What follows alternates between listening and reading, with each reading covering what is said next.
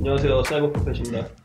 오늘은 이제 알파홀딩스, 동원금속 두 가지 볼 건데 세력주 얘기를 조금 하려고 해요.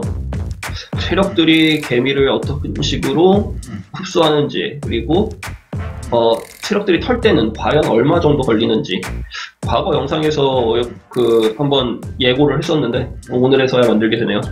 일단 지금 미증시가 나스닥을 중심으로 굉장히 큰 상승하고 있고요. 내일도 좀 좋은 분위기 기대되는데, 야간 선물 한번 볼까요? 마이크로 지금 2.64% 오르고 있고, 전반적으로 좀 상황은 많이 좋네요. 잘 보이시려나 모르겠네.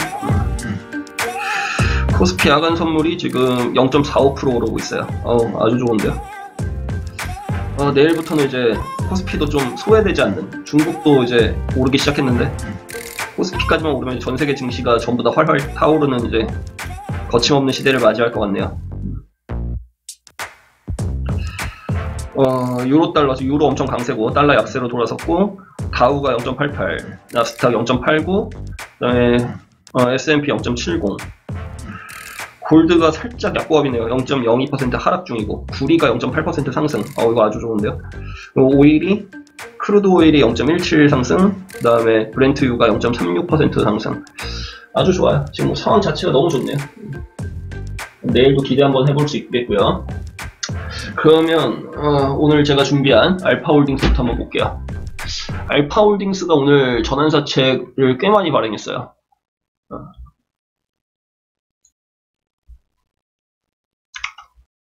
오늘 하루에 발행한 게 110억, 100억, 90억, 그 다음에 100억, 그러면 200억, 300억, 400억. 오늘 400억, 하루에 400억을 발행했는데 채권자도 지금 전체적으로 다 달라요. 이 지금 운영자금 요 30억을 빼고는 370억을 타 법인 증권 취득자금으로 쓴다고 되어 있거든요. 근데 아직 공시가 안 나왔어요. 이 타 법인 어떤 회사를 이제 370억 주고 인수를 할 건지 그 내용이 아직 안 나오고, 그리고 자기 주식 처분 결정까지 나왔어요. 그것도 한번 볼게요. 자기 주식 처분 결정 61만 5천 주 정도, 금액이 한 85억 원 정도 되네요. 내일부터 이제 쏟아질 텐데, 85억, 아까 400억인데, 그럼 485억이라는 현금을 지금 손에 쥔다는 얘기예요. 과연 어떤 사업을 진출하려고 하는지. 일단은 지금 원래 반도체 회사예요. 지금 반도체 지원, 그 다음에 BYD. 이게 중국의 전기차 회사인데, 여기에 이제 부품을 납품한다고 되어 있어요. 부품은 전기차 회사에 어떤 거를 하는지, LED에 적용될 방열 소재라고만 되어 있거든요. 그러니까 원래 주력 사업이 이쪽이 아닌데, 이 방열 소재를 하는 기업을 인수를 하는 건지, 아직 정확하게 내역이 안 보이네요. 약간 올릴 것 같다고 느낌이 드는 게, 일단은 제가 얘기했던 것 중에 아주 안 좋은 형식이죠. 자사주의 5% 처분하는 거고, 프리미어 바이오 외 1인이 대주주인데, 지분 9% 갖고 있어요. 9%가 좀 안 되죠. 9% 언더예요. 그러면 지금 이 기업의 시가총액이 약 2천억이거든요. 2천억 약간 언더예요. 근데 400억을 발행하면 20%잖아요. 20%라는 게 더 늘어나는 거고, 그럼 20%만큼 희석된다고 하면 얘네 지분율은 7%대로 떨어져 버려요. 이거 완전 딱 먹튀하기 좋은 케이스거든요. 지분 현황도 보면 다 나갔죠. 투자회사 1월달에 다 나갔어요. 1월달에 좀 상승 구간에서 턴 것 같은데, 그리고 어떤 연관성 있는 사람인지 몰라도 어쨌든 다 팔고 나갔어요. 근데 신기한 게 매출이 꾸준히 늘어나요. 그리고 2017년에 관리 종목 지정이 되고 거래 정지 처분을 받아요. 상패 위기였는데 상패 사유에서, 원래 이제 지금 느낌이 딱 분식회계 느낌이거든요. 왜냐면 공시를 제대로 안 했어요. 그래서 느낌이 분식회계 쪽이었던 것 같은데, 일단은 보고서 내서 다시 거래가 재개되고 주가가 또 급등을 한번 해요. 2010년에 상장해가지고 그냥 평범한 회사 흐름 보이다가 뭐 여기까지는 딱 그냥 일반적인 정상적인 뭐 딱 소형주 패턴이죠. 거래 정지 한번 먹고 상당 기간이에요. 거의 1년 동안 거래 정지였어요. 거래 정지가 풀리자마자 급등해버리고 지금 다시 원점까지 내려온 상태예요. 그래서 이 부분까지는 저는 그냥 정상적인 기업이었다고 보여지는데 이 이후에는 상당히 특이한 흐름을 보이죠. 굉장히 특이해요. 그래서 보면 제가 뭐 여러 차례 설명드렸지만 하락 구간, 매집이 상당히 오래 걸렸네요. 보통 1차 매집, 2차 매집, 그 다음에 분출, 3차가 분출. 근데 이제 매집 구간이 상당히 좀 오래 걸리긴 하죠. 소형주, 일반적인 우리나라 소형주 주가는 기업이 그냥 횡보, 기업의 본질이 변하지 않고 있다면 이런 흐름을 보인다고 제가 말씀을 드렸어요. 하락 구간을 거쳤다가 기업보다 저평가된 구간에서 상당한 매집이 일어나고 그 다음에 기업보다 높은 가치로 올라가는. 그런데 왜 하락 구간보다 매집이 1차, 2차에 걸쳐서 상당 기간 나타날 수밖에 없냐? 이 이유가 주식이라는 거는 일단은 주주들이 있잖아요. 주주들이 이 어떤 기업을 보유하고 있는데 아마 주주라면 자기 회사가, 자기가 소유한 회사가, 자기가 주식을 갖고 있는 회사가 어떤 재정 상태인지, 이 기업이 어떤지 아무래도 파악을 더 하고 있을 거란 말이에요. 그럼 오버슈팅 구간에서는 매도를 하고 싶죠. 왜냐면 차익 실현을 해야 하니까. 그런데 하락 구간이 진행돼서 주가가 언더 쪽으로 내려와 버리면 이 주주 입장에서는 굉장히 매도하기가 싫어져요. 왜냐면 회사의 가치가 더 높기 때문에, 주가보다 회사의 가치가 높기 때문에 당연히 배당받는 게 이익이고 주식을 보유하는 게 이익이에요. 굳이 팔 이유가 없다는 얘기죠. 그래서 보유를 하다 보면 최소한 주가하고 회사 가치가 같아지는 그 시점에 이제 차익 실현을 하고 싶은 거기 때문에 좋은 회사를 누가 팔려고 안 해요. 그러다 보니까 보통 자산주 같은 경우는 매집이 더 오래 걸려요. 기간이 오래 걸리죠. 그리고 성장주, 보통 이제 좀 PBR이나 PER이 높은 성장주 같은 경우, 아니면 적자기업, 그럴 경우에는 매집 기간이 상대적으로 줄어들게 되죠. 이 두 가지를 기본적으로 이해한 다음에 이 알파홀딩스를 보시면 거래가 재기되고 난 이유만 볼게요. 그 전은 뭐 어차피 볼 필요가 없으니까. 지금 이 시점에 거래가 재개가 됐어요. 거래 재개. 그리고 상당한 급등이 나오죠. 그 이후에 다시 하락이 진행되고, 이 거래가 재개된 이후에 평균 주가와 지금 현재 바닥에서 기었던 주가가 거의 비슷해요. 제가 이 하늘색, 이게 2년 이평선이라고 말씀드렸어요. 그래서 보통 기업을 따질 때 2년 정도의 주가의 흐름은 이 기업의 가치를 평가한다. 그래서 2년 이평선 위에 있으면 기업 가치보다 주가를 높게 평가하는 거고, 2년 이평선 아래에 있으면 주가가 기업의 가치보다 내려가 있다고 보는 거죠. 그런데 2년 이평선 위에 있다는 얘기는 기대감이 더 크다는 얘기예요. 그렇죠? 회사가 좋아질 것 같으니까 회사의 가치보다 주가가 높게 평가되는 거고, 2년 이평선 아래에 있다는 거는 주가보다 기대감이 떨어진다는 얘기죠. 그러니까 앞으로 성장을 할 수 있느냐, 성장을 할 수 없느냐, 아니면 그러니까 아래로 이게 벌어지면 벌어져서 밑으로 내려갈수록 이 회사는 가능성이 없다. 이 이평선보다 위로 올라가면 올라갈수록 이 회사의 기대감은 커져 있다. 이렇게 해석하면 되는 거죠. 그러면 알파홀딩스라는 이 회사를 볼 때 관리 종목으로 지정됐다가 1년 정도 거래 정지를 당했어요. 그리고 풀리자마자 주가가 급등을 해버려요. 거의 한 3, 4배 정도 올랐죠. 그리고서는 다시 원점으로 돌아왔는데, 이 기업의 주주라면 이때 뭐 팔고 나갔을 수도 있고 안 팔고 나갔을 수도 있죠. 그래도 이 2년 이평선 아래로 내려왔을 때 관리 종목에 지정된 경험이 있고, 거기에다가 불성실 공시예요. 이유가 대주주가 지분율이 9% 정도 언더예요. 10%도 안 갖고 있어요. 이 회사가 어떻게 될지 도저히 미래를 알 수 없는 구조인데, 이 기업의 주식을 계속 보유할 수 있는 배짱이 있을까요?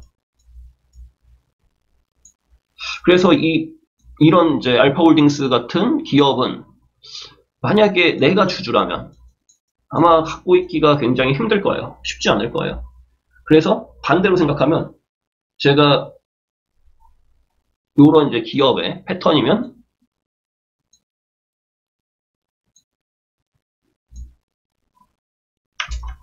하락 구간 1차 매집, 2차 매집, 그 다음에 분출이 일어난다. 3차 분출이 일어난다. 이렇게 이제 소형주의 패턴을 말씀을 드렸는데 오히려 마음을 먹고 매집을 했다면 굉장히 빠른 시간에 매집이 가능할 수도 있어요. 그렇죠? 그리고 이 기간 동안 충분히 가능할 수 있다는 시나리오를 그리는 거죠. 왜냐하면 회사가 과거에 구린 냄새가 나고 이미 관리 종목으로 들어가기도 했었고 그리고 대주주의 지분율도 낮기 때문에 어떻게 보면 빠른 시간 동안 이 회사의 주식을 담고 싶은 사람은 충분히 담았을 여지도 있어요. 그쵸? 그러면 내가 주가를 어느 정도 움직일 수 있는 지분을 확보했다고 하면 이 매집 기간이 오래 안 걸리고 바로 때려서 올라가 버릴 수도 있죠. 근데 이 느낌이 지금 굉장히 특이한 게 이 회사가 갑자기 2년 동안 적자 났잖아요. 매출은 원래 계속 늘고 있었잖아요. 다시 한번 볼까요? 매출은 2013년도부터 꾸준히 늘었어요. 그쵸? 근데 16년, 12년에 갑자기 엄청난 적자를 때려버려요. 근데 이 적자의 이유가 공시를 찾아보니까 파생 상품에 투자해서 손실을 기록했대요. 이것도 굉장히 좀 미심쩍어요. 기업에 정상적으로 하는데 투자 회사도 아닌 반도체 회사가 파생 상품에다가 어떻게 얼마나 위험한 투자를 했길래 파생 상품 손실로 갑자기 400억, 100억씩 손실을 낼 수 있을까? 그리고 2017년도에는 거기다가 거래 정지 기간이에요. 그런데 2018년 지금 8월 13일 날 실적 발표를 했어요. 2분기 실적 발표. 갑자기 흑자 전환을 해버려요.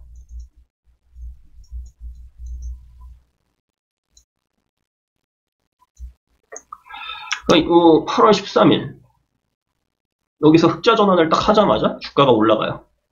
어떻게 보면 좀 꽤 상당 양이죠. 한 지금 10% 이상 올랐으니까 11,000원에서 14,000원 거의 20% 가까이 올랐어요.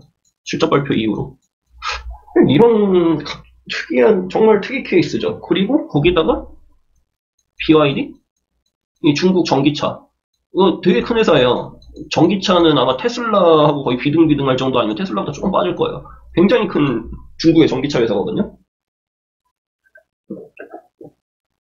근데 기존에 이 전기차 부품 회사로 활동하지도 않았던 기업이 갑자기 여기에다가 부품 공급을 한대요. 그러면서 실적도 좋아지고 주가도 올라가는 기현상이 벌어지고 있죠.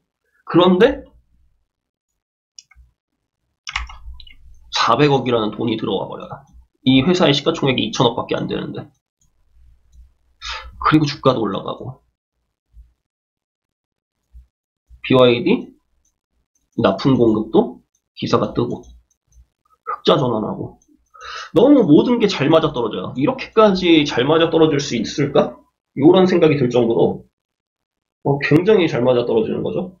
그리고 차트를 좀 보실 줄 아시는 분이면 보이겠지만 이거 전형적으로 엄청 좋은 지금 차트 패턴이거든요. 여기서 바로 때려도 전혀 이상하지 않고요. 한 2, 3일 정도 횡보했다 올라가도 이상하지 않아요. 이거 차트만 예쁘게 그려주면요. 와, 이 기업 되게 좋은가 보다 하고 기술적 분석하는 사람들 다 따라 들어갈 거예요. 그러면 주가 올려놓고 나면요. 팔아치우기도 엄청 좋은 상황이에요. 이게 너무 여러 가지가 완벽하게 준비되어 있는데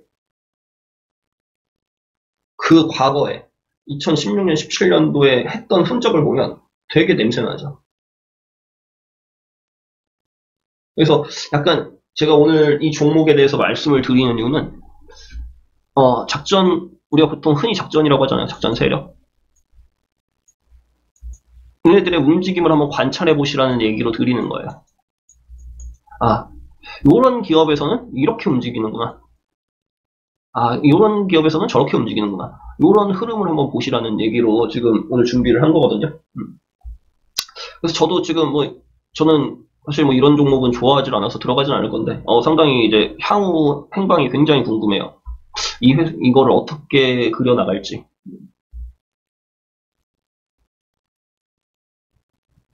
뭔가 느낌이 굉장히 좋아요.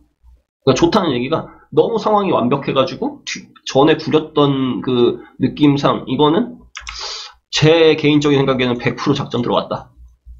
이렇게 보는 거죠. 너무 완벽해요. 이렇게 완벽해질 수가 있나 할 정도로.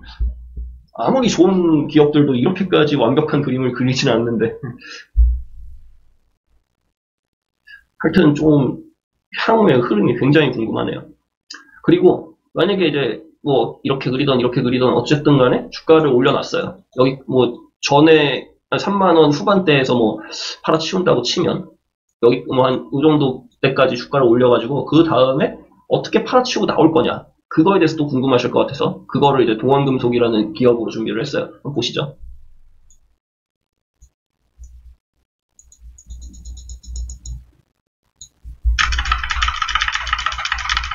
이 동원금속은 자동차 부품주인데요. 사실 뭐 굉장히 기업 자체는 양호해요. 좋은 회사예요. 그런데 전형적인 흐름 나타나죠. 여기 이 부분에서 사실 이 기업이 제 개인적인 생각에는 이전에도 훨씬 뭐 빠르게 털고 나갔어야 할 것 같은데 여기에 이제 주요한 주가를 강하게 상승시켰던 슈퍼개미가 있어요. 이 슈퍼개미가 기존에는 어느 정도 그냥 수익을 내고 나가는 전략을 썼는데 제 개인적인 생각에 동원금속에서는 좀 무리한 수를 썼던 것 같아요. 동원금속에서는 이제 뭐 M&A라든지 아니면 뭐 전체적인 블록들이라든지 이렇게 크게 한번 더 하려고 주가를 더 무리하게 끌어올리고 지분을 많이 확보를 했던 것 같아요. 그러니까 결과적으로는 이게 어떻게 됐냐면 이 당시에 유상증자를 했어요. 근데 이제 원래 기존에 대주주가 있을 거 아니에요.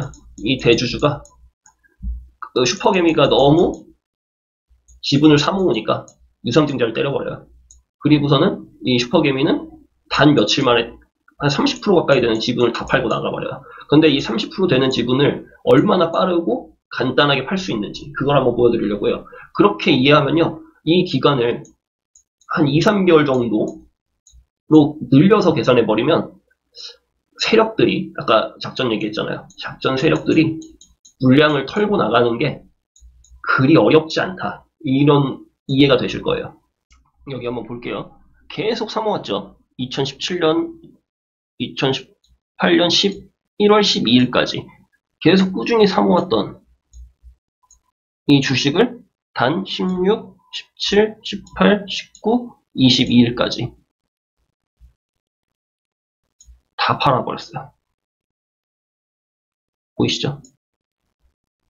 이 주식 양이 얼마나 됐는지 한번 계산을 해볼게요.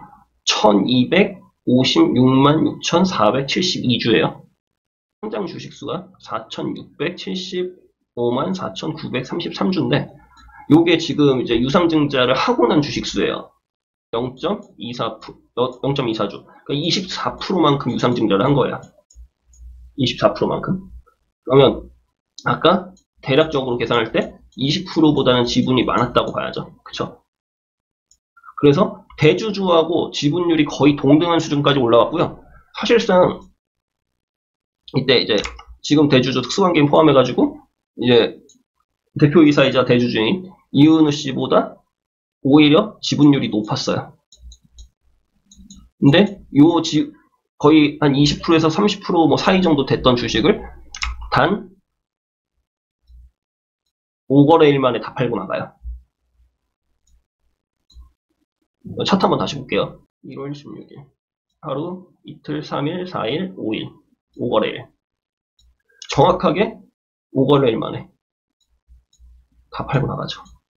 물론 주가는 많이 빠졌어요. 주가는 많이 빠졌지만 물량을 생각한다면 5거래일 만에 판 것 치고는 그렇게 또 많이 떨어졌다고 생각할 수도 없어요.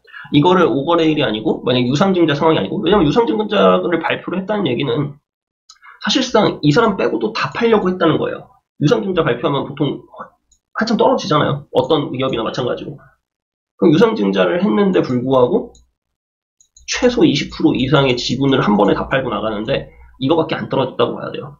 그러면 만약에 호재뉴스를 막 때려요. 코제니우스를 막 때리고 주가가 엄청나게 막 상승하고 있는 추세예요. 여기서 한 2달 잡고 물량을 털기 시작해요. 이렇게 계산하면 사실 주가가 안 빠지고 털 수도 있다는 얘기예요. 그렇죠? 그럼 만약에 예를 들어서 현대건설 뭐 과거에 엄청나게 비쌌었으니까 뭐 너무 자세하게 볼 필요 없고, 그쵸? 뭐 예전까지 보면 뭐 이렇게 돼버려요. 이번 남북경합 테마가 붙었을 때만 좀 자세하게 볼게요. 보통 우리가 현대건설 정도 되면 대기업이잖아요. 그쵸? 현대건설 지금 시가총액이 7조예요. 7조. 이 테마 타기 전에도 한 4조 정도는 됐어요. 요 시기 때도 한 4조 정도는 됐던 기업이에요. 그런데 남북경합 테마 타고 거의 더블 가죠. 8조까지 가요. 이 기간 잘 보면요. 이게 지금 진한 파란색, 이게 외국인 비율이에요. 그리고 보라색이 기관이에요. 이때 시점으로 기관, 외국인 다 팔아요. 그쵸?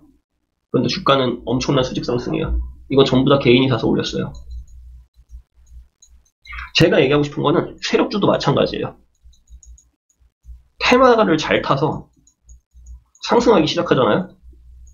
그럼 이동안 세력들 다 팔고 나갈 수 있어요. 충분히 가능해요. 세력들이 여기까지 끌어올려서 여기서 다 던진다 이렇게 생각한 건 순진한 발상이에요. 그래서 이 주가를 올리는 것보다 더 매달리는 거는 어떻게 호재를 터뜨릴 거냐. 그리고 이 매직 기간이 케이스 바이 케이스로 다 달라지는 이유 중에 하나도 이 호재라는 게 갑자기 뜬금없이 한 기업에서 터지기는 어렵잖아요. 그런 식으로 뭐 제일제강처럼 보물선을 터뜨리는 경우도 있지만 극히 드문 경우고, 만약 예를 들어서 남북경합 테마면 이 주식을 언제부터 사모았을지도 몰라요. 그런데 남북경합 테마가 터져가지고 조금만 더 소스를 플러스 알파만 만들어도 주가가 나를 수 있는 상황이 될 때 그때를 노려요. 그러니까 이제 보통은 세력주의 패턴이 2에서 5년씩 걸리는 거예요. 2년에 맞아 떨어질 수 있고 3년에 맞아 떨어질 수 있고 5년 걸릴 수도 있거든요. 근데 뭐 그 이상 가버리면 보통은 어떻게라도 좀 게임을 끝내는 게, 시간이 장기화되면 수익률이 떨어져요. 그래서 보통 5년씩 끌고 가면 정말 극대화된 수익을 누리려고 하죠. 보통은 뭐 3, 4배 이상, 많게는 뭐 10배씩도 가죠. 짧게 갈 때는 보통 2배에서 나오는 경우도 많아요.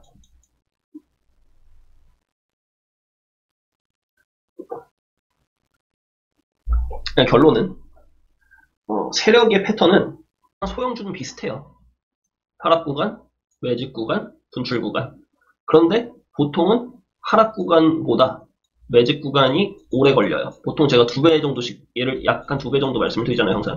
이게 좋은 회사면 좋은 회사일수록 매직 구간은 오래 걸려요. 그리고 뭐 재무가 안 좋거나, 아니면 기대감이 낮거나, 뭐 아니면 뭐 악재가 있거나, 그러면 매직 기간이 오히려 짧아질 수가 있다는 얘기죠. 그래서 재무도 별로고 성장성도 없어 보이고, 그리고 뭐 관리 종목 요런 데에서도 급등 패턴이 많이 나오는 이유가 그런 거에 있죠. 매집이 쉬우니까. 아마 세력들도 좋은 회사에다 작정하려면 힘들 거예요. 왜냐면 오랫동안 준비해야 하니까 스탠스를 길게 가져와야 하잖아요. 보통은 이런 짧은 매집 기간에 빨리 치고 빠질 수 있는 이런 거를 아무래도 유혹을 못 버릴 것 같아요. 그렇다 보니까 이제 보통 안 좋은 회사에서 오히려 더 급등이 나오는데, 반대로 좋은 회사에서 장기간 매집에 걸쳐 분출이 일어나면 크게 가죠. 그리고 우리가 진입할 수 있을 때 이런 데에서 진입을 해서 기다리기에는 굉장히 불확실성이 커요. 망하면 어떡해요, 그렇죠? 그렇다고 조금 내려가면 팔고 나올 거예요. 그러면 팔면 올라갈 텐데. 근데 이런 안정적인 회사, 알파홀딩스를 말씀드리는 건 아니고 안정적인 회사에서는 이런 데서 매집해서 들어가면 그냥 기다리면 돼요. 언젠가 올려줘요. 그런 흐름을 얘기 드리는 거죠. 그래서 오늘은 이제 알파홀딩스에서 재미있는 그림이 보일 것 같아서 일단 알파홀딩스 얘기를 드린 거고, 그리고 동원금속을 비교해서 그렇게 안 좋은 상황에서도 20-30% 되는 지분을 단 5일 만에 팔고 나오는데 주가가 반토막도 안 났다. 이걸 말씀드리는 거고요. 그리고 현대건설 보여드리는 거는 테마만 잘 맞으면 개인의 힘으로도, 순수한 개인의 힘으로도 엄청나게 상승할 수 있다는 걸 말씀드리는 거예요. 그러면 이제 내일 코스피도 전 세계 불타오르는 증시에 합류하기를 바라면서 구독 버튼 눌러주세요. 구독 버튼 누르시면 내일 코스피 1% 이상 갈 것 같아요. 네, 감사합니다.